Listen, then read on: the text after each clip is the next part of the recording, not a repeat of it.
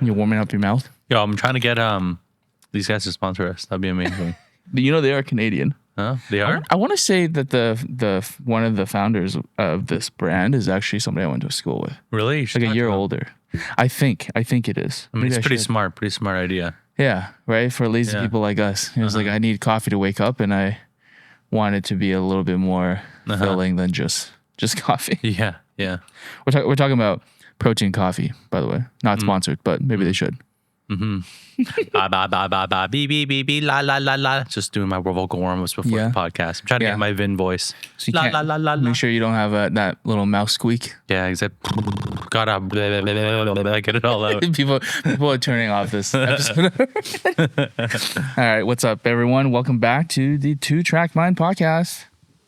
Yo yo. No, yo. This Yo, is a little delayed on the yo.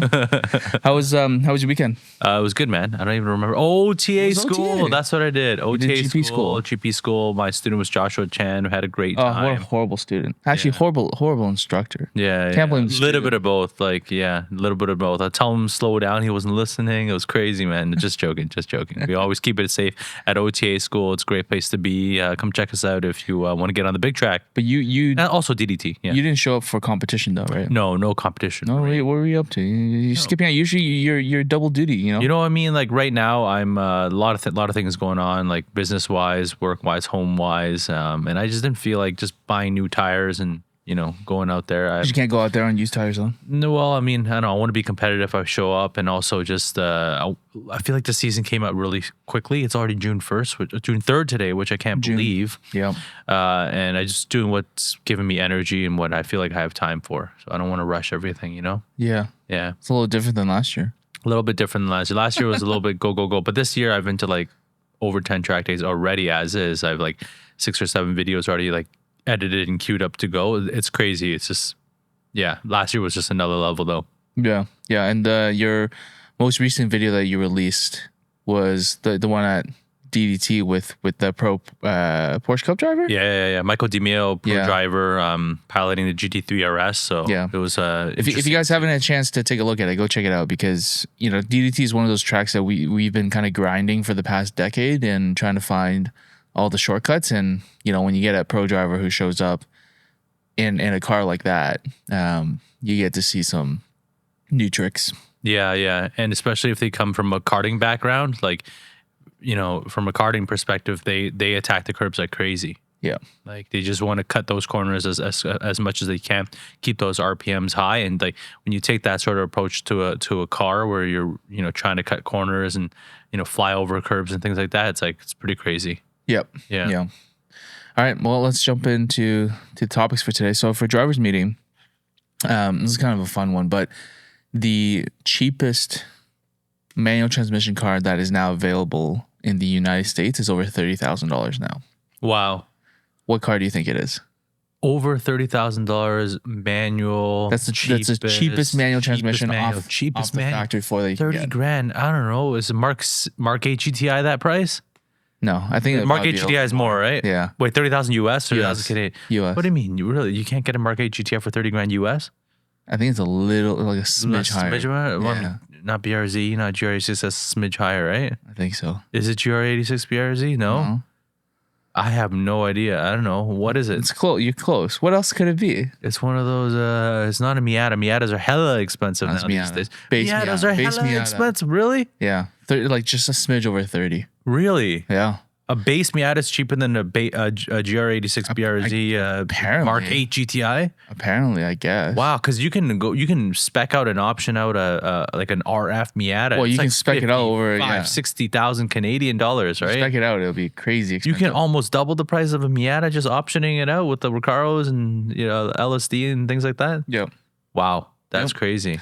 So what do you think was previously the cheapest manual transmission car? I'll give you a tip. It was I think he said it was $12,000 cheaper than the Miata. So huge jump, right? So the previous cheapest manual transmission car that you could get in the US was around 18. Okay, I'm gonna guess Corolla hatchback. No, a Corolla hatch is definitely more expensive than that. Really? Okay, Yeah. no, okay. I have no idea. You gotta I go don't know. more down market. More down market. It's Japanese though. Manual Yeah. down market. All right, just put your best guess in the comments below right now, Yeah. and then we're gonna go out because I have no idea. All right. What is it? Okay. It was the Versa. Versa. Yeah, that was the cheapest car that you could get before. Wow. And a manual. Yeah, and so this is kind of interesting because when we were graduating university and getting our first cars and whatnot, I mean, maybe you had your first car in high school, but the reason why a lot of people got the manuals, other than, just trying to be cool and whatever, or is like, anti-theft device, blah, blah, blah, right? A lot of those jokes. One of the valid reasons to get one was the lowest trim and the lowest price typically was a manual transmission, right? So you could get, the Honda Fit, you could get the Elantras came in manual transmission, right? As literally as the cheapest trim. I think there's some trims where you can get like a manual gearbox and like no AC, like the 2010s. That's a sweet spec. Sure. The brutal torture spec, right? But now it's basically signaling that the affordable like first car learning manual transmission is basically gone. The only people who are going to be learning manuals at this point are people who are going to be pretty serious car enthusiasts, right? Because you can become a fairly credible car enthusiast, whatever that means, without knowing or ever having driven a manual transmission, right? Because you can get really cool cars with an automatic gearbox. Now we talk about that all the time, right? From BMW, from Volkswagen or whatever, from Porsche, obviously, right? All the DSGs, 8HPs, great gearboxes. But the manual transmission, rowing your gears is, and we've been talking about this, like the media has been talking about this for like decades. But with this blow where you literally go from like, oh yeah, you can get a manual transmission car for like $18,000 new. Now you jump up to 30, and then who knows? I mean, I think the Miata is probably going to be safe for at least another cycle, right? Where they'll offer a manual gearbox because that car is all about the analog feel. But eventually, people are not going to drive stick anymore. Yeah. How do you feel about that? That's sad, man. I know you barely know how to drive stick. Yeah. So. Okay. But you know what? I have like 2 out of the 3 of my cars are manual, and I want to keep that skill up as much as I can. And ideally a manual. It's just a whole lot of fun. Different level of car control and sensitivity to the engine, clutch, and heel toe is like I think a skill that we need to keep alive. Yeah, right? It's very rewarding when you hit it right. Absolutely. And you just feel more engaged, more in control when you drive a manual. Like, I think it's a lot more fun. Track use, I understand, like DCT, PDKs, things like that. It's just so much better because you can also left foot brake. That's another skill that I want to continue to work on. So, I have one track car that's DCT and 2 track cars that are manual. Yeah. So I want to continue to work on those skills, but it's really sad that we might start losing that option. Yeah, I mean, you go to the extremes now. People are saying that Gen Z, and I don't know what's the generation after that, AA or whatever. They're not even getting the driver's license anymore. So like that's the reality, right? That we're in. That like driving as a means of transportation is gonna go away at some point as well. So it will be an interesting space to see like how do you then cultivate and get people interested in driving as a sport and as a hobby. So we'll have to see. So for the next topic, kind of interesting. I think we'll jump right into HBD corner. Jackson, our mutual friend, was actually here at the shop yesterday. I'm helping him design like a teardrop shift knob for his Camaro SS1 LE, your favorite car. Oh, that Jackson. Jackson Zong. Yes. Okay. And he listened to our last episode and he was talking about like, it's kind of interesting to hear about like how to pick the optimal gear through a corner. And one of the things that he mentioned was when you and him were on track at GP and looking at exit speeds, let's say like exiting 5B or something like that, he noticed that he would get it like a decent exit, but then your straight line speed through most of the straight was going to be slightly higher. And we were kind of thinking about, okay, well, what could that be, right? Well, actually, before I kind of get deeper into this, what do you think it is? Let's say like if he actually had if in fact he had a higher minimum speed through the corner and a higher speed at the exit, how could you get a higher average and end of straight top speed if you broke at the same spot? If we break at the same spot, Yeah. I think there's a few potential reasons. Number one, maybe shifting. Okay. Maybe I just shift faster. Who knows, right? Two, maybe TC. I'm Tracking fully wheel, off. okay. Everything is fully off for me all the time. Sure. And three, so what? Mid corner speeds. He So was higher everything and from exit corner exit to the breaking point is exactly the same. Okay. Maybe he is, I don't know, the line slightly. Like Yeah. I try to like minimize steering input as much as I can when That's I'm a on good that one. back straight. Yeah, right? like scrubbing speed is really important. Yeah. On steering And probably just the shifting then, right? Yeah. And maybe some TC. or a gopher across the track. Yeah. Which, by the way, not It does happen. It's a joke, but it's serious. Yeah, At GP. Because the wheels are slightly spinning. I remember in his car, Okay. especially like just Yeah. laying down 11s, trying to put the power down, right? I mean, that would slow me down, not speed me up. But why? Do we have an answer to that question? Yeah. So, well, it's all theoretical, but I think your first intuition is correct. That's something to do with shifting. Yeah. Like But- how much faster am I? Right. But the thing is, I don't think it's. Let's not talk about the actual mechanics of the shift. Uh-huh. Let's talk about when to shift. Uh-huh. Okay. And then think about the LS engine and when to shift. What does that conjure in your mind? Well, LS engine, I mean, does it die out at the top a little bit? Yeah. Yeah. Big time. So yeah, I mean, I probably shift a little bit early. Okay. Yeah. And why would that help? Well, I mean, if the power band is dying out at the top, right? Yeah, And, you know, same. I do that all the time in turbo cars, turbo BMWs. They just kind of die out at the top. Yeah. Right.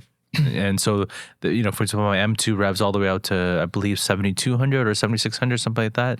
But I short shifted at around like 6,900 because, well, DCT is pull a paddle. But the power band does die off a little bit at the top. So Yeah. it just, with an LS motor, you can short shift it a little bit. Yeah. Yeah. So this is what we ended up having like a pretty lengthy discussion on. And for those listening, like the concept is basically when in the LS motor, I think is actually a really good example of this because when you look at the dyno plot for an LS motor, the torque curve is like upside down big time, right? Like you have like peak torque maybe in like the high 4,000s or something like that. I don't know exactly what it is, but you can definitely see that it flattens out.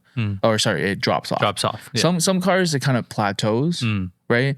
And then with the LS, it kind of drops off. Even horsepower on the LS at the peak, it drops off, right? And that car is already not a super, from factory at least, is not a super high revving engine. Most cars with an LS, like it'd be rare for it to go over 7,000. I think it's mostly like high sixes, right? In the Camaro, right? And so the concept, the physical concept, the physics concept, the mathematical concept is about wheel torque. Okay, so when is it optimal to actually upshift? And I think this is like a pretty good lesson for more like intermediate advanced drivers because at a track like GP with the back straight that long, especially in a high horsepower car, that's going to be like tenths if you get the shifting right and knowing when to shift, right? And so the concept is you want to shift up when your wheel torque in your current gear is crossing over what it could be, or when I say crossing over, it's like it's going to be lower than what it would be in the next gear up. And so how is wheel torque actually calculated? It's actually the engine torque, right? So that's what you get from your whatever the engine is like rated from factory, right? Have this like brake, the crank torque from the engine through the RPM range, multiplied by your current gear ratio, multiplied by your final drive. And so the final drive is fixed. That's not really going to make a difference in terms of, it'll tell you what the absolute wheel torque is to the rear wheels, but it's not going to make a difference in terms of like which gear you're in. So the things that are actually changing is your RPM and the crank torque and the gear ratio, right? And it's a scalar, it's multiplied together.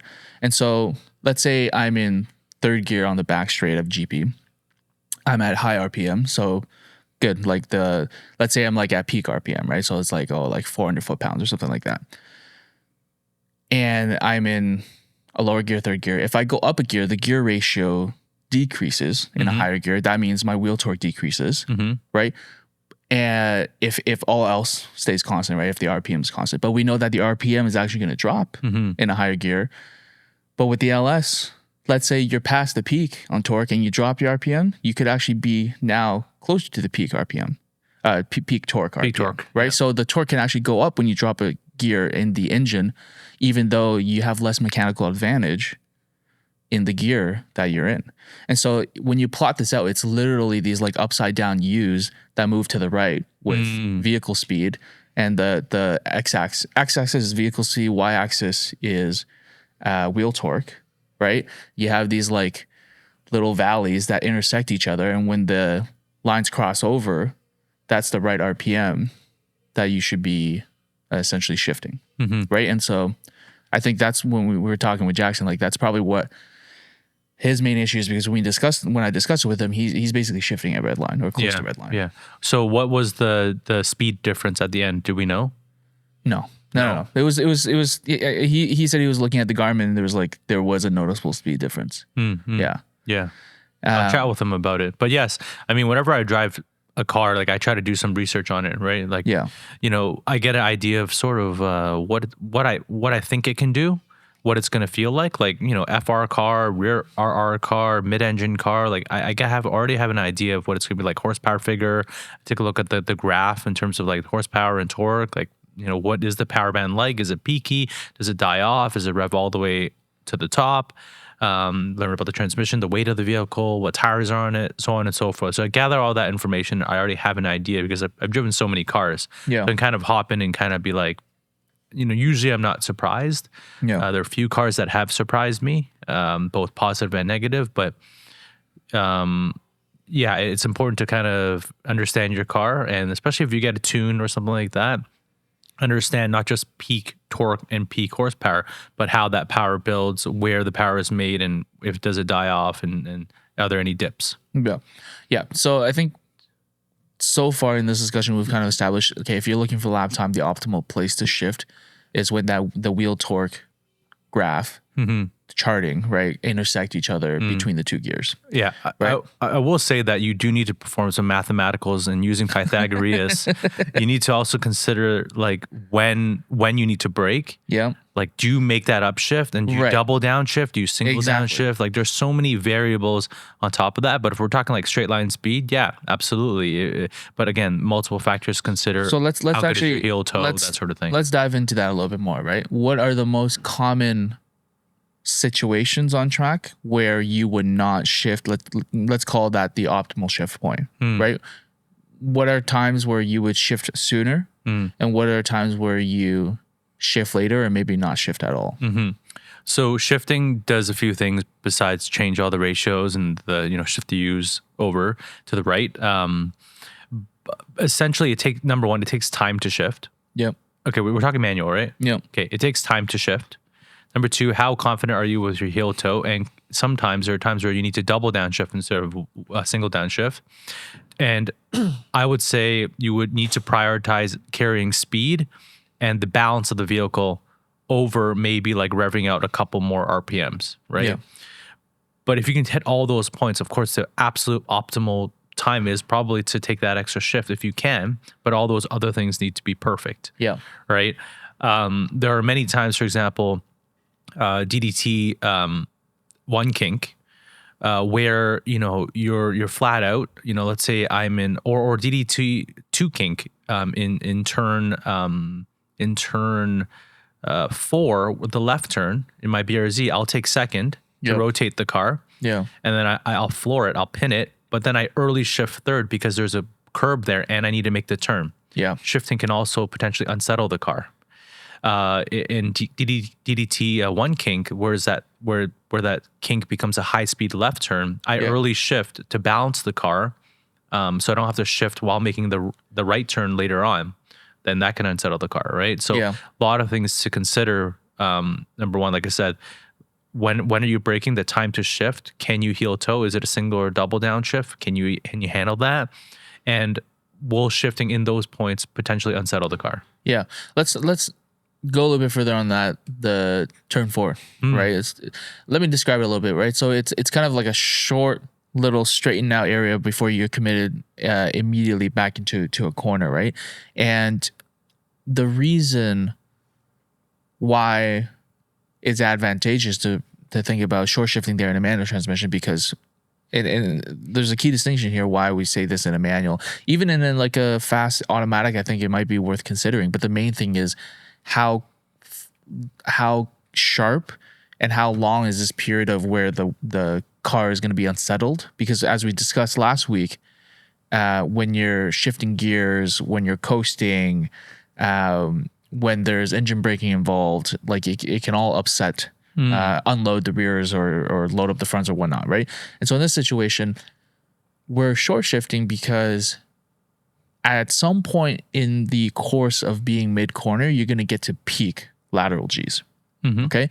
And we're basically shifting before you get to peak lateral G so that the tires have more grip to absorb that unsettledness. The problem is when you're going mid corner and you're already at peak G's, going through as fast as you can, carrying the highest minimum speed, you throw in that shift, the rear end's probably going to come out in an 86 or rear wheel drive car, right? So it's advantageous to get that shift in a little bit early and then pin the throttle. Now you could throw in the shift where you want it to. It probably get the car to come out loose or force you to go through that corner slower, right? So that it can absorb it, so that the peak G is actually at an absolute basis lower, so that you can throw in that shift. Yeah, right? I mean, there's also times where you do want to shift to get the rear to come loose, right? Like DDT turn 3 and 4. Yeah, we take second to rotate the car. We both do that. But like you said, when you know you're going to hit peak G or there's going to be some event of like a big transition, you just want to minimize like tire load variation as much as you can. Right. If there's tire load variation, you won't be able to balance the car. You won't be able to optimize grip on all 4 corners. And if the RPMs are a little bit off as well, like it can be dangerous. Yeah. Our good friend Ji-sung, I mean, back in the day, like this was like our first or second season tracking at Shannonville, and he threw in a shift. I think he threw in a downshift in mid corner, right after the back straight. Okay. Yeah. The high speed right turn, right? High speed right turn. Okay.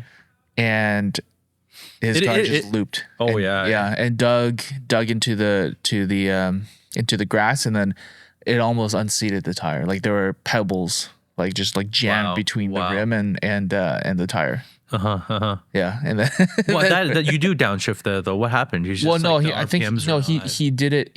I think he held the trail brake and then did the downshift literally in the middle of the corner. I see. Instead of like you typically would straight line, boom, heel toe, come in. I guess. Yeah. Instead of like brake, heel toe, hold the trail brake through the corner, he was like brake, trail brake through the corner, and then downshift. I see. Mid corner. I see. Not a good recipe. Yeah. Wow. Okay. Come on, man. Ji-sung, you know better. That was a long time ago, though. Yeah. He's better now. He's faster now. He's better now. He's pretty fast. He's learned. Yeah. So we talked about short shifting before the corner, so then you're shifting earlier than your optimum. There's another instance, I think, as you said, it's like, is it worth throwing in the extra shift? And it's gonna sound like a broken record, but let's go back to DDT, front straight. Classic straight for people to always be debating whether to take the upshift or not, right? Because it's a track where most cars, like 200 horsepower cars, with a typical gearing, you take it in third, but a lot of cars are gonna gear out. Right? And so for a lot of beginners and intermediate drivers, let's say S2000 is a good example. And FRS with the 4.3 rear differential. So facelift FRS. Both those cars gear out on the. Dang, someone's ripping it. Both those cars will gear out on the front straight.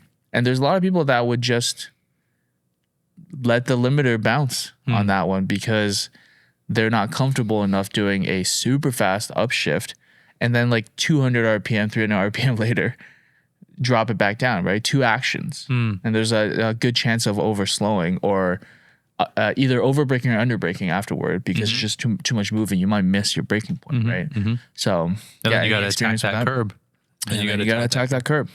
Yeah. So, yeah, like I said, it depends on the car, it depends on the curve, it depends on how confident you are with your heel toe and all those things. But if the difference is 200-300 RPM, and you know you need to take the next corner in third, just keep it in third. You know, that's what I would do. Yeah. It's always worth experimenting. Yeah. But I think those are kind of like the main 2 areas where you may want to not shift at the optimal point, right? So and it all comes down to like, I think 2 principles. One, is it more advantageous for the car to be settled and balanced versus having more torque advantage, right? And again, we're just optimizing for lap time. So you're kind of, those are your 2 levers. Which one's more important at that moment for that corner for the overall lap? And then the other is to execute the shifting that's required for you to maintain peak torque. Are you consistent enough? And are you accurate enough to pull that off? If not, you may get a faster lap time by just avoiding the shift. That's great tips. Yeah. So I think that's kind of the topics that I want to cover for today on the pod.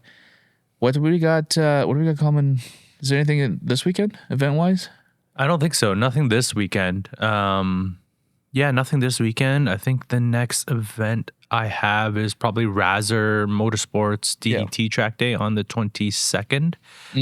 So I got some time to just relax, edit some videos, Sunday, right? plan. Yeah, it's a Sunday. So two events that weekend. It's my birthday. Yeah. Oh. Yeah. So I might go. I might not go. We'll see. And then I think after that we have Lucky Dog coming up in July, end of June or something like that. And then we have like Shannonville coming up for OTA, CSCS TMP's coming up. One event after another.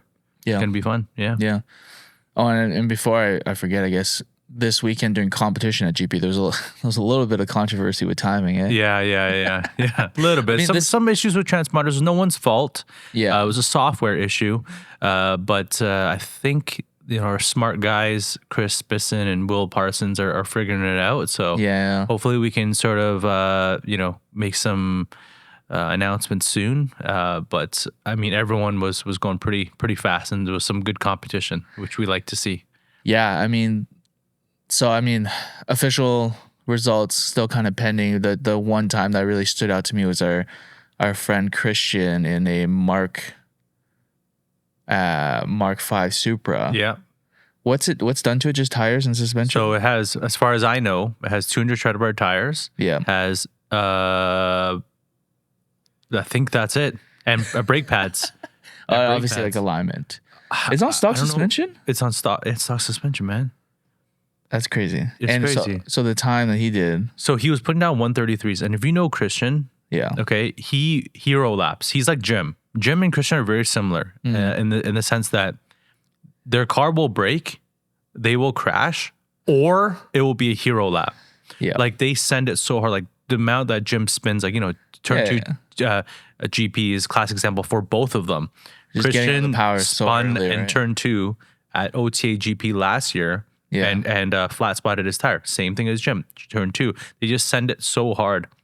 They're greedy, a little bit greedy on the throttle. They're just getting on the throttle really early, right? Yeah, they're trying to carry tons of speed and just get on the throttle. They want their cake and eat it too, right? But anyways, and then Christian was like, 2 wheels off 3 times at DDT OTA. Which Or corner? he actually just put down a lot. Probably everywhere, right? But the hero lap, they can actually put down blistering times that are just like so crazy. Yeah. I mean, some consistency I mean, obviously when they're in a race or when they're doing wheel to wheel, it's different. All out time attack pace, yeah, they send it, right? So he put down, I guess right now it's unofficial. He unofficially put down a 131 2, I believe, a low 131, which is crazy, right?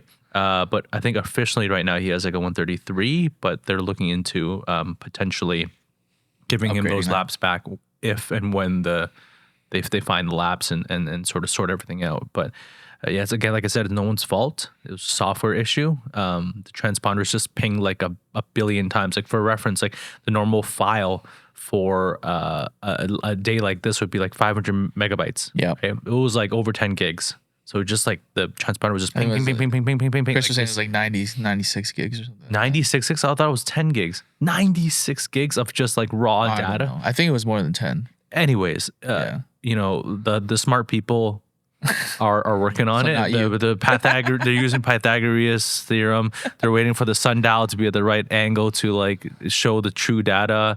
I don't know what they're doing, but just performing mathematicals. I know they need the northern star as like an alignment point, so they're waiting for a non-cloudy day to really figure out if the time attack gods will provide.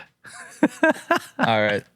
Well, on that note, we'll wrap it up here. Yeah. And we'll catch you guys next time. See you guys. Take care.